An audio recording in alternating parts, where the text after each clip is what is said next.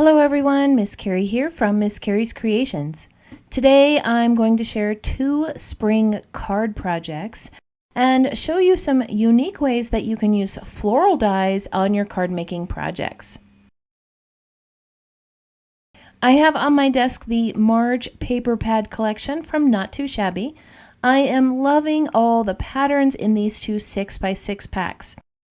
The Spring Tulips is filled with lovely florals, bright colors, solids, and patterns. There are also some cut-apart pieces in here that I plan on using today. Gingham is one of my favorite patterns to work with, and I am enjoying all the vivid hues in this collection and the addition of neutrals. You can get both of these with the monthly Paper Pad Club subscription at the Not Too Shabby shop.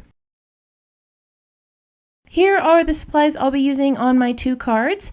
I have already selected the gray blue, green, yellow, and peach colors from the spring gingham patterns, and this collection of patterns and colors with the cut-aparts from the spring tulips pack.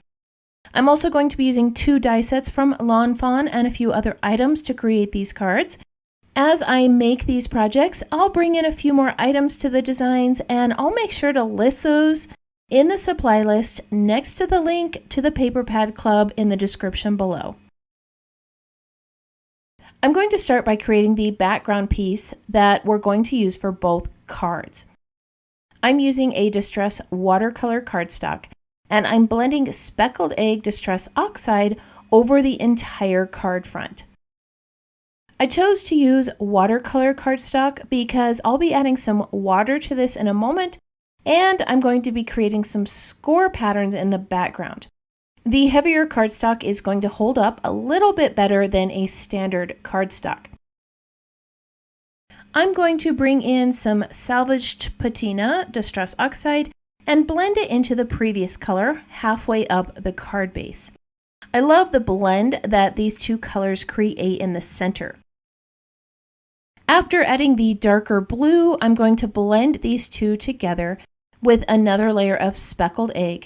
This is going to darken up that color a bit and create a softer blend around the edges. Distress Oxide inks react with water, which is one of the reasons that I chose to use them. I'm going to add some big splashes here and let it set for a moment.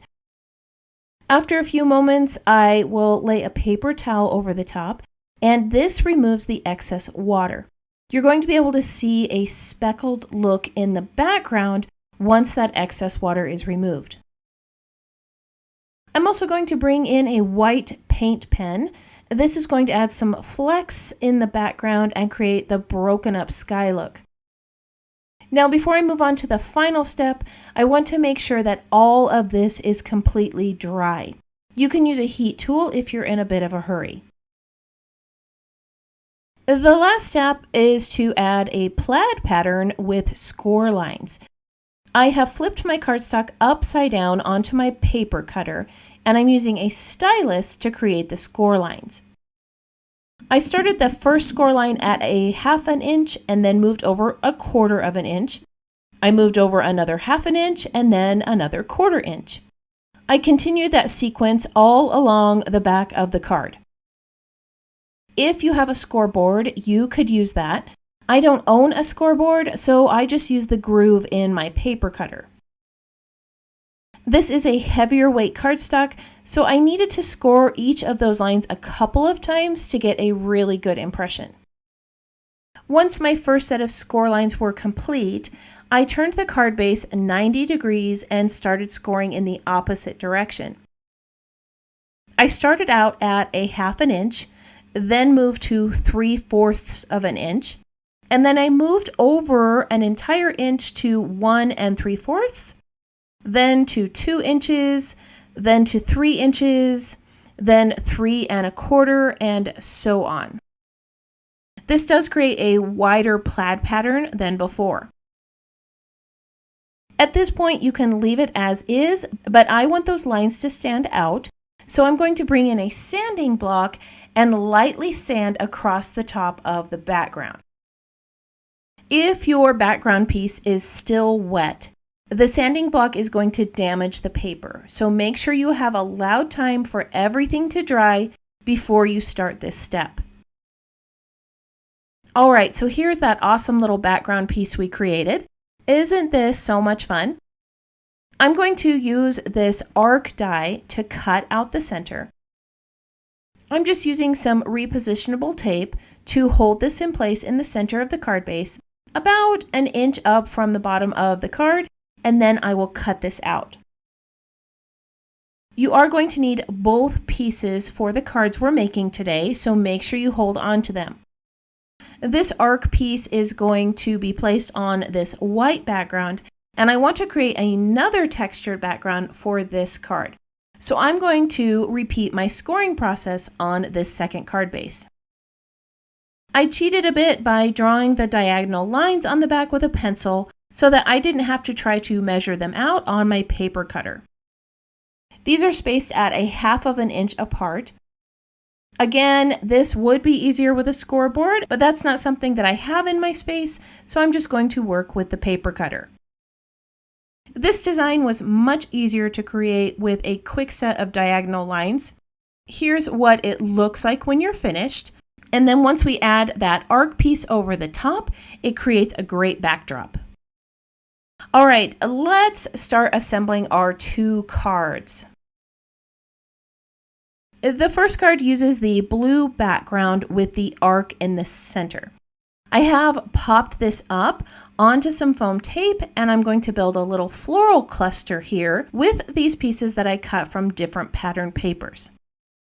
These gingham patterns are especially nice for this because they have a pattern on the back in a lighter hue, so you can mix and match your petals just like I did here with the daffodil. This gives it some great dimensional interest. I used 2 larger pieces and 2 small petals to create the base for the daffodil, and then I layered the center pieces on with some foam tape. This sits in the upper left part of the card, and then I started adding a few little gingham leaves behind it. If you've seen any of my videos, you know that I always use tools or dies for more than they are intended for. The daffodil die came with some partial center cuts, and I'm going to use these to create a foxglove. If you wiggle this little piece in the center, a slit in that petal will open up. And I'm just going to tuck this little piece of the daffodil flower in here to make it look like the center of a foxglove. Now that I've added all of the centers, I'm going to stack these onto a stem on the right side of the card. I cut these out of a soft gray blue gingham in the Spring Gingham collection, and I love how it complements the yellow of the daffodil. This is a great way to get more use out of your dies. Many floral collections have a multitude of pieces that you could use to build new flowers. Now I'm going to add those additional leaf layers. I cut these out of some green gingham pattern and some green cardstock. I like how the gingham pattern had 2 colors of green, which allowed me to create a foreground and background layer with all the pieces. The last set of flowers are these sweet little peach gingham ones. These were cut with the die that was designed to be the center of the daffodil, but they make great little individual floral pieces. I'm going to quickly tuck these in place amongst all of the leaves and flowers. Now I probably should have placed these down before the leaves, but I was able to work around everything. The last item I want to add is a sentiment at the base of the card. I just cut this out using a die in my collection and layered it over a shadow layer cut from vellum. Alright, I'm going to add a few little details to this card off camera so that we could move on to the second card. So this card background has the arch piece in the center with that white diagonal pattern we created for the backing. I did add some stitching to this because I just love how that texture looks. The arch piece already has a sentiment stamped onto it. I did this with a stamping platform because I needed to ink it a few times to be able to get that image to show up over the raised embossing. Around the arch, I want to create a scallop border. Instead of trying to find another die to do this with, I'm just going to use these small flowers that came from that daffodil set to create the look of scallops. This is another great way to use those floral dies you have in your collection. I'm placing some double-sided tape on the back of the arch. This is going to make it easier for me to adhere these flowers in place, and it's a strong enough adhesive that will prevent the flowers from shifting. To make sure that the scallops are even, I'm going to add the flowers partway up the right side, and then I'll start adding them to the left. I can always make adjustments to the spacing at the top of the arch if needed, but it's much more difficult to make adjustments at the base of the arch. I often end up with a partial scallop there, so I have discovered that it's much easier to just space them out this way. All right, so now that all those little scallops are in place, I'm going to adhere this onto the card with some foam tape. I just love all the detail that these little flowers added to the card. On the front of the card, I'm going to add this little basket of tulips, which I have already cut out. I like creating dimension on the front of my cards, so I'm going to layer a few of these tulips behind the ones in the basket. I'm going to fussy cut these out, leaving a little white around the images. These florals can be found in the spring tulip paper pad, and they have such a lovely watercolor look. So I went ahead and finished cutting those pieces off camera because you didn't need to sit and watch all of the fussy cutting. As you can see, these little flowers bring some lovely dimension to the basket. All right, all that's left is a sentiment.